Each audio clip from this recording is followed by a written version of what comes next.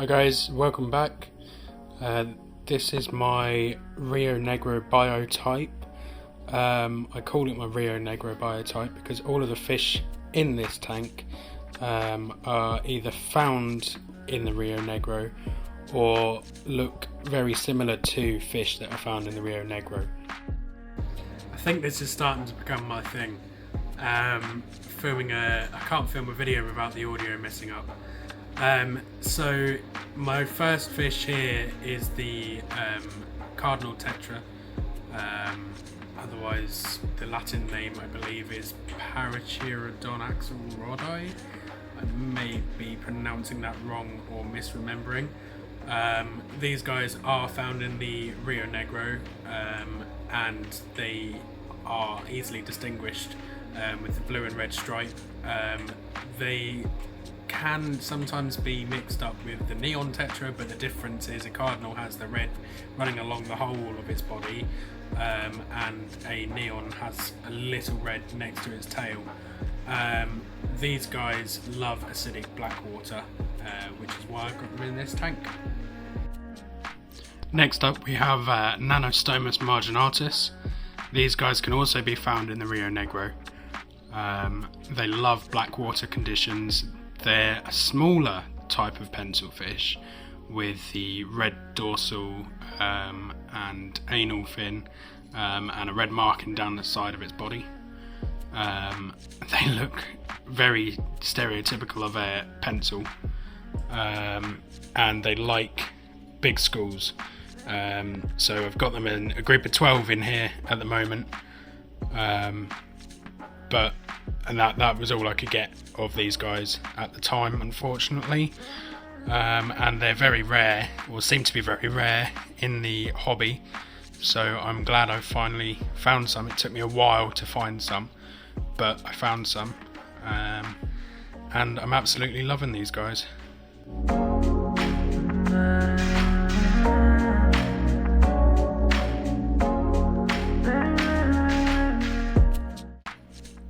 Next up we have my favourite fish in this tank, and that's the Apistogramma trifasciata.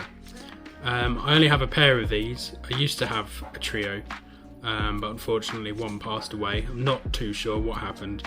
I just came down one morning and she was dead. He is absolutely stunning. The camera doesn't do him justice. He's very blue, with the stereotypical orange stripe on his fin. I believe I've seen them trying to mate a few times, but nothing so far has come of it. I'm just letting nature do its course. I'm not trying to intervene, but hopefully one day these will breed. I currently have the female guarding a cocopod. She's very yellow, but she does wander off away from it, so I'm not thinking that there's any eggs in it at this time. But hopefully she'll lay some at some point and we'll end up with some baby apistos, so stay tuned for that. There are two other species of fish in this tank, but unfortunately at the moment I can't seem to see any or find any. I know they're in there, but they often hide. So the first species is the Corydoras adolphoi. These guys can also be found in the Rio Negro. They again love black water conditions, hence why I've put them in here. And they're the first fish in this tank. To be honest, I thought it was going to be the apistos, but they're the first fish in this tank to give me babies. Hi guys, I'm just in the middle of editing this. I know a few times I referred to the fry as babies. That's just my partner's influence on me. She's always referring to them as babies, so you'll just have to ignore that. Thanks, enjoy the rest of the video.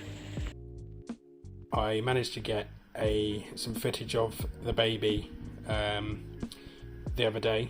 I can't remember whether it was a video or a picture, but again I'll put that in now.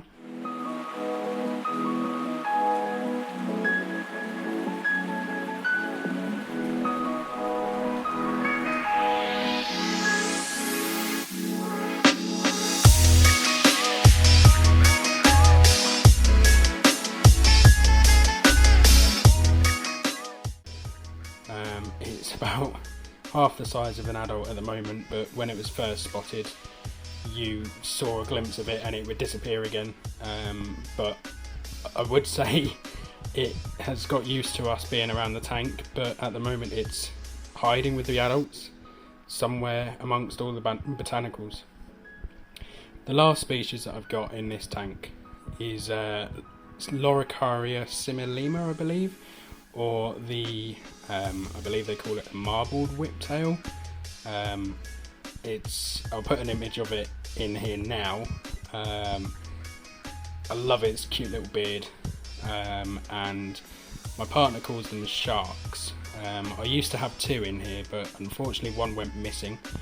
Never saw it. We moved house, I searched for it, couldn't find it anywhere.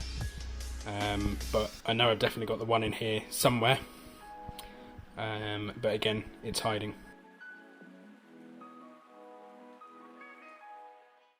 So these are cocoa pods. They're great. They act as caves for the fish, and they give off quite a bit of tannins when you first introduce them.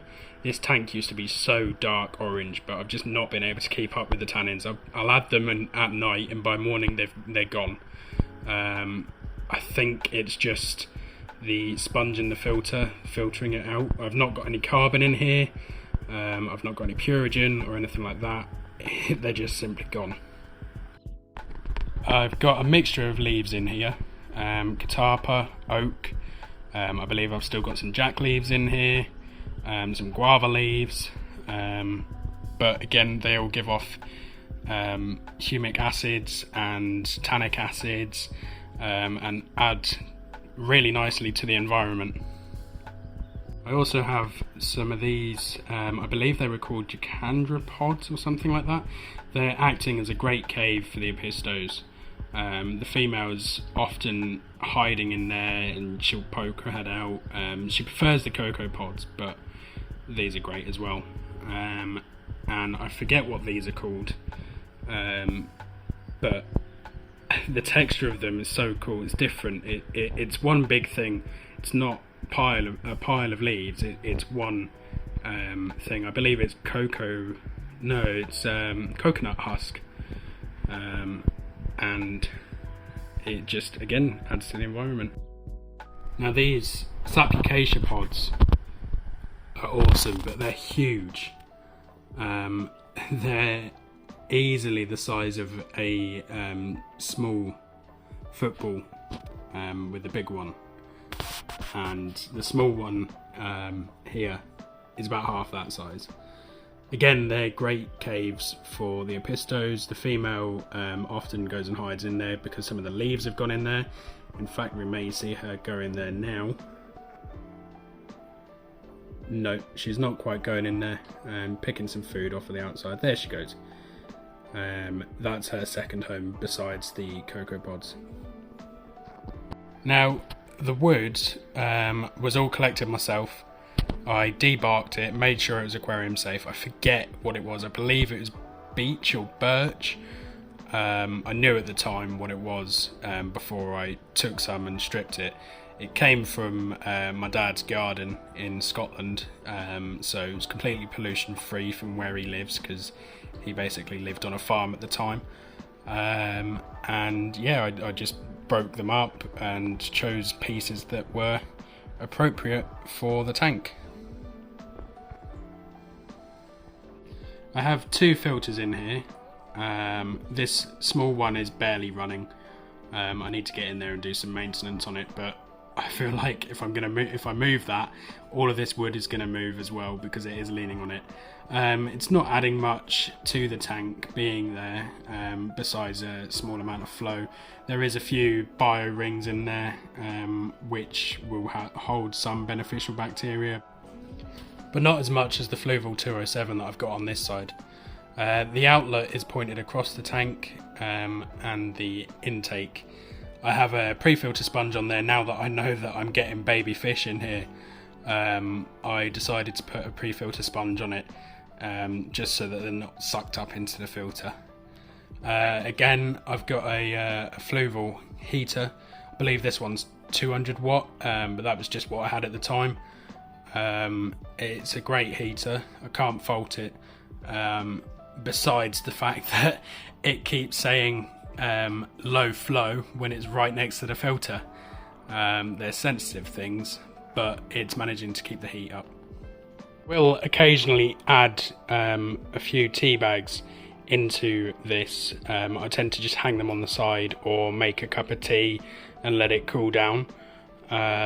This is, I believe it's called, pronounced rooibos tea. It's 100% organic, and it's great for adding more tannins in when I want them.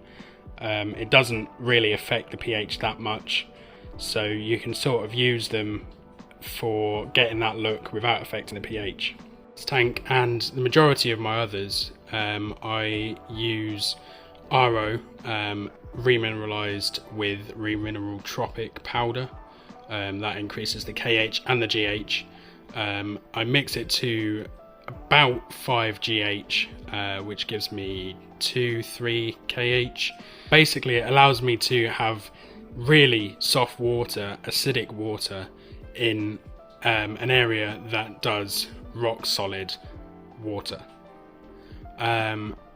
It basically means that I can keep wild fish without worrying too much about the parameters, whether it's too hard or too soft. I don't chase. I always mix to the same volumes, and just let it do its thing. There's nothing in here or any of my tanks that would increase the GH or KH over time, so it stabilizes out and doesn't increase and doesn't decrease either, really. I've not seen KH depletion on this tank.